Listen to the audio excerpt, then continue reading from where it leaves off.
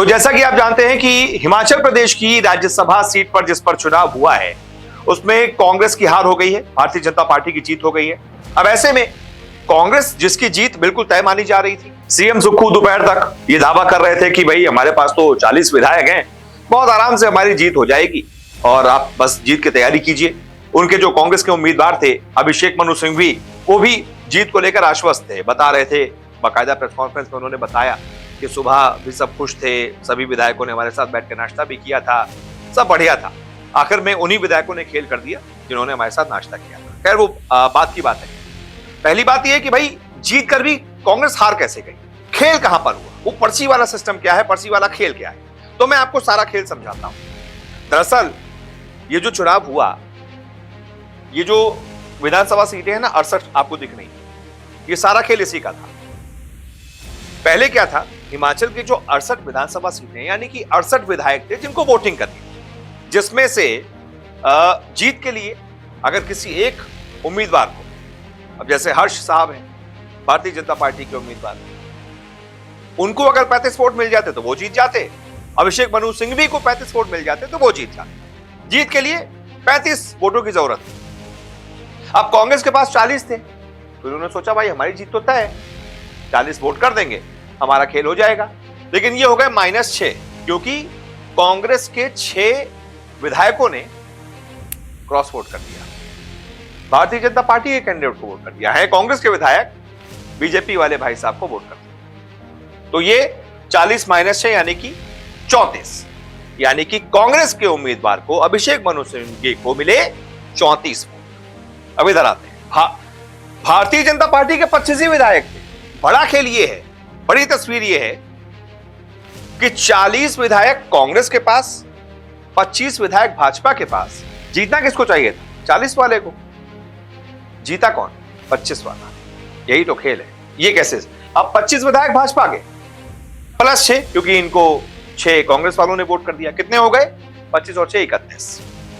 अब ये जो 3 निर्दलीय विधायक थे ना, उनको भी अपनी तरफ घसीट लिया और इन्होंने भी, इन 3 विधायकों ने भी भारतीय जनता पार्टी के हर्ष भाई साहब की तरफ वोट कर दिया।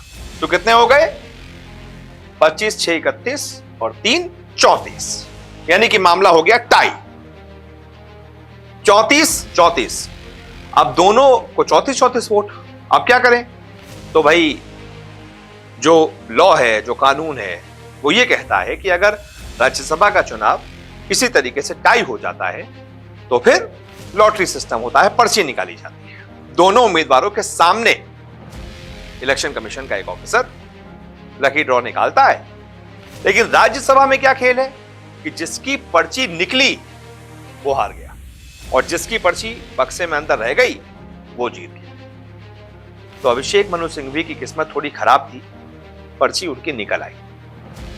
और राज्यसभा का कानून यह कहता है कि पर्ची निकली टाई ब्रेकर में तो आप हार गए। लोकसभा में उल्टा है, लोकसभा में जिसकी पर्ची निकलती है वो जीतता है। अगर टाई होता है, मान लीजिए लोकसभा में कांग्रेस के एक उम्मीदवार को मिले 2 लाख वोट, बीजेपी के उम्मीदवार को मिले 2 लाख वोट, अब कैसे यहां से टाई ब्रेक करें?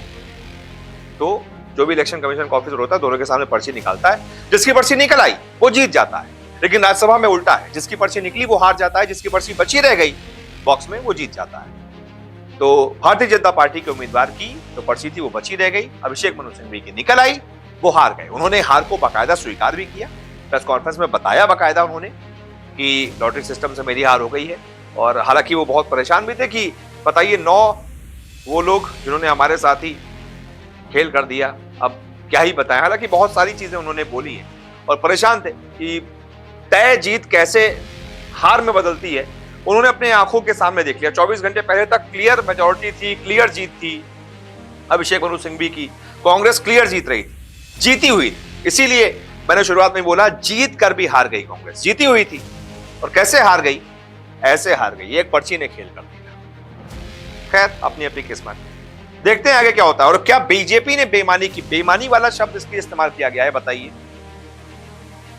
सीएम सुक्खू ये कह रहे हैं, बाकायदा ये कह रहे हैं कि हमारे विधायकों को किडनैप करके हरियाणा ले जाया गया है, उन्हीं विधायकों को एक तरीके से डराया गया तो उन्होंने क्रॉस वोट कर दिया। इसीलिए यहां पर बेईमानी शब्द का इस्तेमाल किया जा रहा है कि भारतीय जनता पार्टी ने खेल किया है और कांग्रेस वालों को अपने साथ ले लिया। अब देखते हैं आगे क्या होता है। फिलहाल तो भारतीय जनता पार्टी के उम्मीदवार की जीत हो गई है। बहुत बहुत शुक्रिया।